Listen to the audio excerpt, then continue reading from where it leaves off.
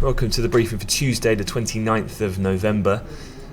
Just taking a quick look at things then this morning, and overall, it's not really too much of a major news flow that's come out overnight, and I think that's largely been reflected in market prices. Nothing really too drastic going on.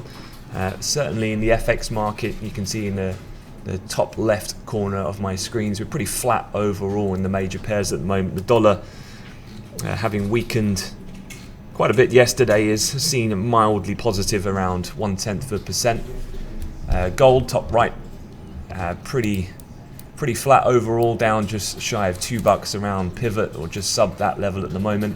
A bit of downside pressure in European equities though, that picking up a bit of pace as we've gone through the cash open a short while ago, and it's quite interesting to see the divergence at the moment. If you can see the S&P chart here on the right hand side, we're sitting in slight positive territory, pretty much glued to the pivot at that 2202.5, whereas the DAX has been on a general decline, and you can remember that was adding to the losses that we're seeing yesterday as the market kind of turns its attention now towards European risk, and first and foremost that being of the Italian referendum at the weekend. So Italian banks were under pressure yesterday.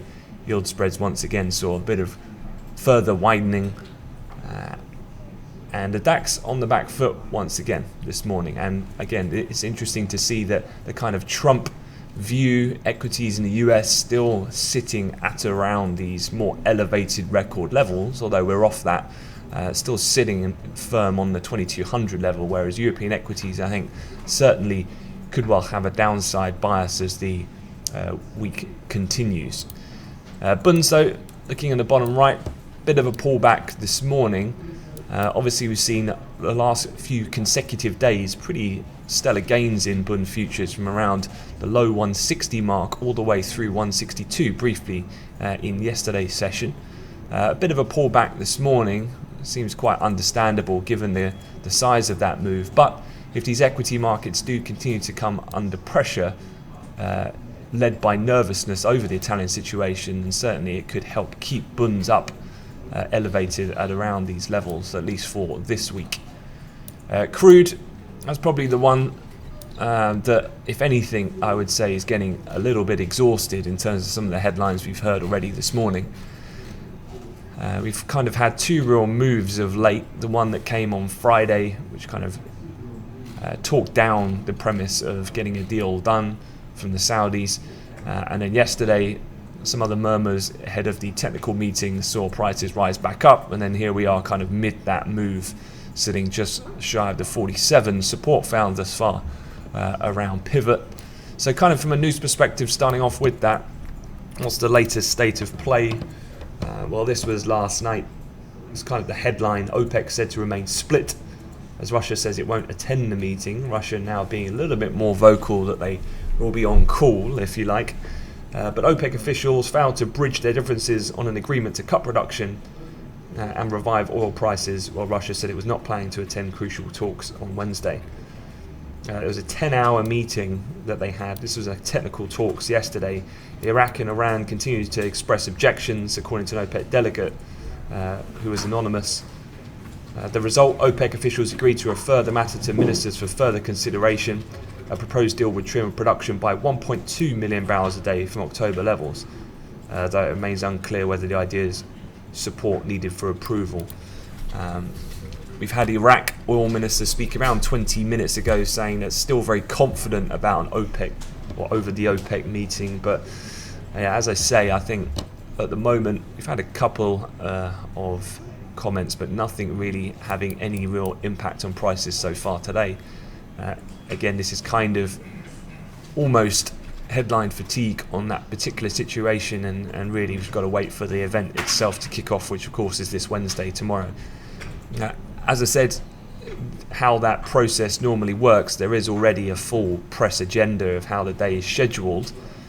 However, as you well know, those who've traded these events before, OPEC tentative schedule, you might as well screw it up and put it in the bin, because it does not apply. Those doorstep comments that they make when they arrive at the meeting is pretty much the the telltale sign of what it is that they'll end up agreeing on, because they're very vocal on giving forward their view. So it's kind of the state of play with the markets this morning. Obviously the calendar's a little bit more busy overall today, so I thought we'd just touch upon a couple of the macro themes that are ongoing at present, because there's been a couple of as Deutsche Bank's done their monthly kind of report, which encapsulates some of the main themes quite nicely at the moment. So we'll have a quick run through of those for the next sort of 5 or 10 minutes. Starting off obviously with the Italian situation. They've done a nice, well, they've very on season. They've deemed it their scenario tree. They've got a Senate referendum simplified now. They did have a much more complex version of this, but I think this really does break it down much more nicely. So it's the 4th of December, this Sunday. We'll get the Senate referendum. This is either approval or rejection. And obviously this is tied towards Renzi's fate, of which I have actually seen a couple of headlines this morning. I do have the article. I'll post it into the chat. Now I've had to translate it from Italian, so it's a little bit tough going trying to make sense of it, but the headline's being snapped on Bloomberg this morning where Renzi is weighing resigning even if he wins the referendum, suggesting that considering forming a new government after the vote.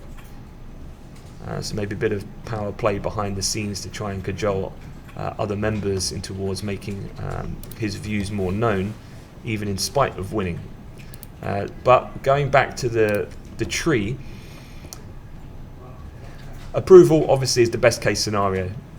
This, as we said yesterday, is kind of the Remain, the Clinton continuity, the things that were expected to happen, obviously did not materialise, but again this is seen as more of the relief scenario, the status quo, most market friendly, limited reform progress though, but no immediate crisis. But the one thing is that there was a good line that I saw actually from the way that it's been explained by some analysts, is that we'll get down to the muddle through, which is possibly what could be the consensus, so to speak. So let's say it goes against Renzi, the reform bill gets rejected, and according to the polls, no camp has gained support and should win the referendum, i.e. next suggestion then, or next step, is Renzi's future, of which, if you're to go by what he has said, the reason why Deutsche have put unlikely is that he's hinted towards that he would resign. So following the tree through, rejection, most likely according to polls, whatever faith you want to put in those, Renzi resigns, as he's said he would. Then you go into two different scenarios, one being more market negative than the other, but both are generally negative though. Scenario 1, early elections in Q1 of this year, i.e. snap elections ahead of their ones that are scheduled. I think it's not until around Q2 of 2018. This has a tail risk as the five-star movement, a favourite to win the lower house. They're obviously Eurosceptic. It would lead to consultative Euro referendum. So that has the biggest risk of then that Italian exit type scenario. The other one is the base case. So this, when you see a bank refer to base case, this is their most plausible scenario they see playing out. So a no, rejection, Renzi resigns, new government comes in, and what they deem as muddle through. Now muddle through scenario means a very low likelihood of significant reforms. And as Deutsche have said, in their view, Italy's economy will continue to perform poorly in both absolute and relative terms. Hence, over the medium term, there will have to be a convergence to either a pro-reform government or a Eurosceptic government. So this could be a fairly drawn-out process, and looking at the state of the Italian banking system, political uncertainty will add and fuel the fire of their already somewhat fragile situation. So either way here, if there is a no on Sunday, then this, in the short term at least, would have negative connotations on the market, but one being more aggressive so in the early snap election, tail risk and five-star movement backing than it would in muddling through. But muddling through also is negative medium term, as likely result in ineffectual governments, as has been present in Italy in the past 15 years. And if anything, the status quo in Italy will probably only fuel further Eurosceptics, i.e. Being drawn into this longer process of an already tested or failing idea in some people's view. Moving on, obviously beyond Italy, there are these are the kind of the other three key things on the agenda. So beyond Italy, Trump's win could further it's really this nationalism or this further fueling of the far right or the populist movement. Brexit uncertainty, that's number one. Polls suggest the 2017 election would give the government a much larger majority. Now, could we have an early election now that the High Court ruling has weakened the government's stance, now that parliamentary officials get to have a say? Does it mean then that actually an early election in 2017 is more likely, as the government would look to gain a stronger majority to have better negotiating powers to negotiate with the EU, or more room for manoeuvre if they can have more decision making? But Theresa May has ruled this out at this point in time, but things do change. Deutsche, as an expectation, still expect Article 50 to be triggered as per her initial timeline, end of March, and that will be honoured. Looking elsewhere, France obviously is a key one, and fears about Le Pen, obviously Le Pen being the next kind of Trump situation. Concern of a Eurosceptic far-right government in France is rising. However, if you're to look at the vote for presidential election runoff depicted in the graph in the middle of this slide, then actually Le Pen would come quite clearly second, Fillon by most, Macron and Valls. So Le Pen unlikely to win the presidency according to the current polls. All likely second round contenders, those three mentioned, would beat her if the polls were to go by.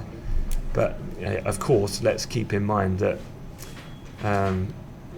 it was the anti-immigration protectionist narrative underpinned Brexit and Trump surprises, and obviously polls have been highly inaccurate in calling these things right.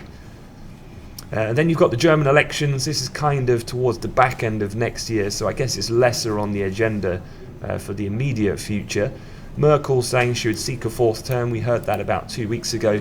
That certainly is was as to be expected, but does relieve a bit of tension and concern over the Euro ideology, I'd say, because she really epitomises that. Major parts of Merkel's party favour a coalition with the Greens, but it's unclear feasible at this point. So the other things, Austria, Netherlands elections also carry risk of populist and Eurosceptic governments. So obviously we've talked about this a few times, but this I think kind of puts it in chronological order. If the Italian situation goes the way of, let's say, the tail risk in the case of Deutsche's tree example, then certainly that will bring Italy into sharp focus, I would say, for the next 4 to 8 weeks while this plays out, and they have this battle on how the five-star movement gains any type of favour in the lower house, and also the timings of then when would a snap election be would definitely keep Italy at the forefront of investors' minds. If that though passes through on a muddle through, or even on the best case it gets approved and Renzi stays and you have continuity, then likely it is we then jump to the next kind of macro theme, which is Brexit, followed by French elections, which is April-May. Germany, I think, is a little bit later down the road at this point in time.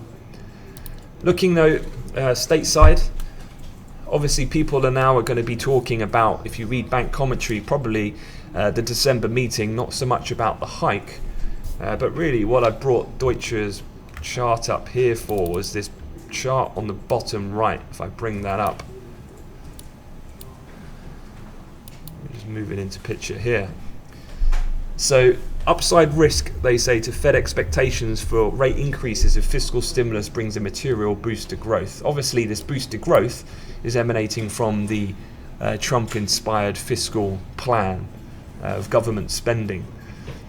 And so most banks have started to revise up their kind of late 2017, 2018 growth prospects for the US on the back of what's being planned by the incoming administration.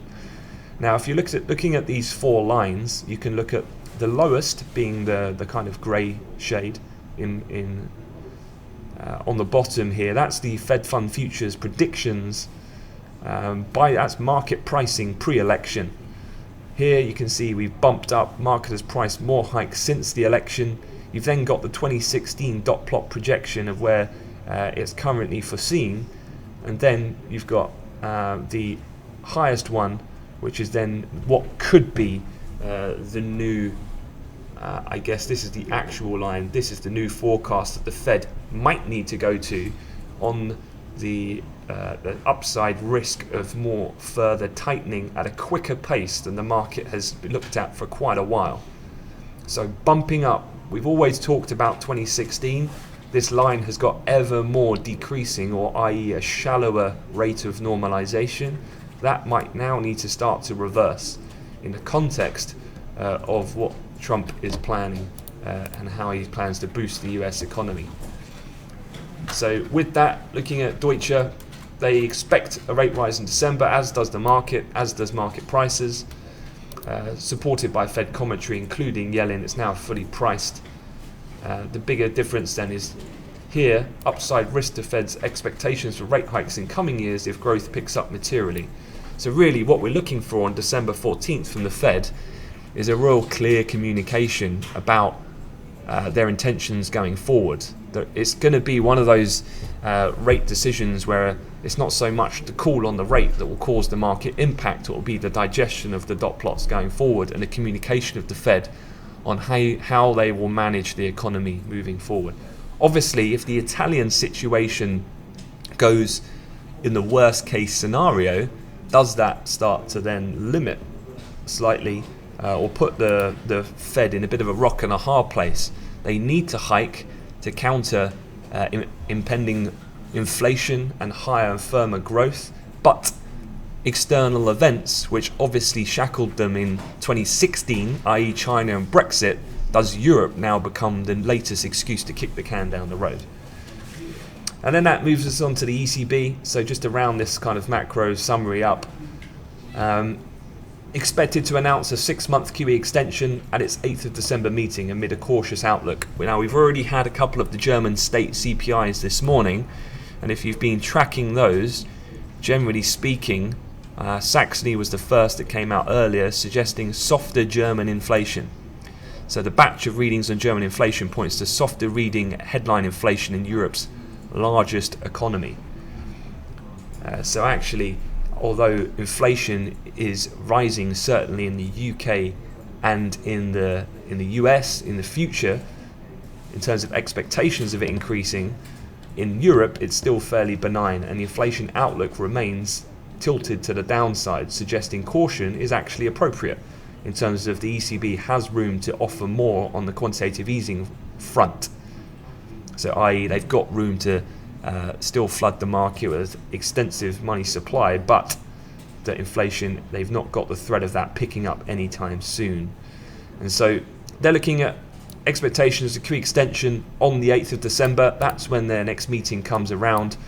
The most likelihood is they've got to give a hint towards what they want to do at the end of March 2017. That's when the QE program finishes. So they're likely to give a hint towards a 6-month extension. Then a combination of changes to QE parameters to deal with the bond scarcity issues. Obviously, if they're buying 80 billion euros of bonds month after month after month, as you can see here on this bar chart on the left, bond scarcity is a real issue because of the size of the purchases that they're conducting. Therefore, despite the recent bond sell-off, large share of bonds still trading below deposit rate floor. Obviously, that's one of the key parameters of their program. Any yields that are below minus 0.4%, which is their deposit rate, which you can see in the case of Germany, which is a phenomenal amount, which is half of their bonds. Similar in Netherlands, France, scaling it down. Really, they need to make some sort of change, whether that's a yield floor removal altogether, issue a limit increase most likely, or capital keys change cannot be ruled out. So a couple of things we'll be eyeing and looking more at once we get over this Italian hump. However that plays out, we'll then be looking at the 8th of December decision, and certainly if Italy goes down a negative path, then this for sure will have to get extended. But I'd say that is already the consensus view. Okay, quick look at the calendar for today. As I say, a bit more of a pickup You've already had Saxony come out showing slightly decreasing inflation in the German states. You'll get Bavaria, Brandenburg and Hesse coming up shortly in 5 minutes at 9 o'clock. The pan-German number, obviously by then we know the state of play, and so they're not going to move the market. From the UK, you've got mortgage approvals and money supply. I would say these are not really that important for the sterling currency. Mortgage approvals, generally speaking, had a bit of a bounce back last month, but has been depressed in terms of the last 12 months in the context of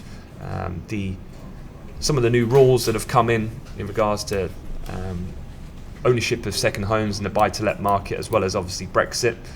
And then these climate sentiment numbers out of Europe, again, these are non-market moving.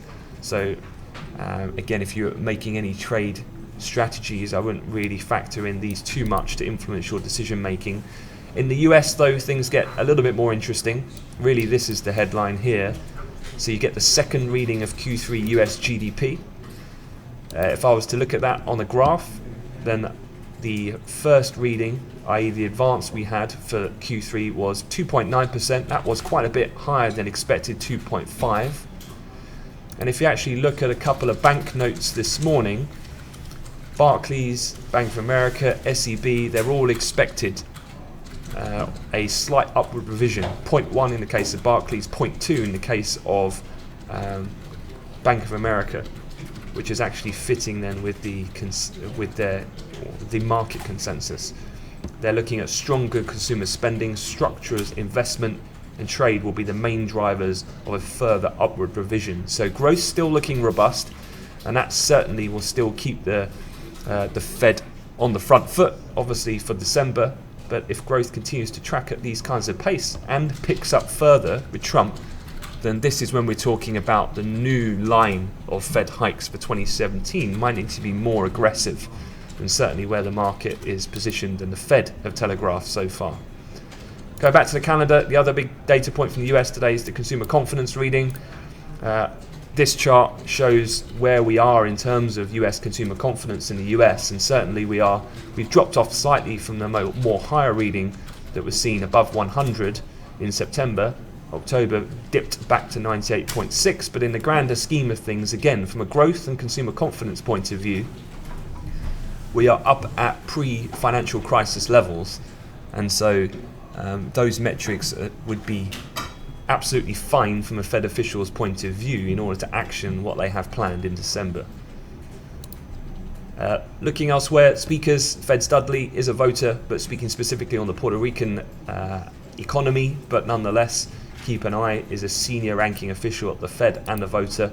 That's at 2:15, just ahead of cash open, and then Draghi's giving a keynote speech in Spain just after the cash open. So a couple of speakers just to be mindful of. Okay guys, going to leave it there with the briefing for this morning. So maybe as ever, keep an eye out for any late source comments coming out in regard to the OPEC situation. I think though you need quite a drastic either breakdown or a big number of a cut to come through to really shift these prices. As I said, a bit of headline fatigue setting in.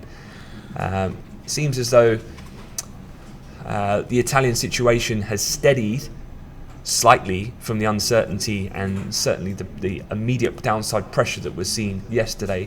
I'd say we've kind of recovered slightly, but that's going to be a theme to monitor. US equities outperforming slightly, kind of epitomizing that divergence with concerns in Europe comparative to some of the more bullish themes occurring at the moment stateside. Keep an eye on the dollar.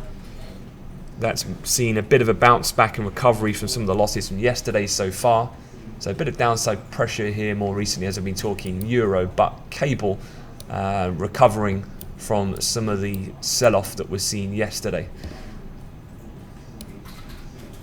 Data-wise, focused more towards the afternoon, US GDP, but US stocks as I speak seeing a move up to fresh highs here. Okay, just while I've been speaking, I've seen, I've just had a look at the news feed. Italian PM Renzi's office denies earlier reports in Italian press that he would resign, even if the referendum saw a yes vote. Maybe this is what's causing a bit of a recovery here in the equity indices. So he's denied that report. Okay, gonna cut it there. So Enjoy the session, and I'll see you in the chat room. Have a good day.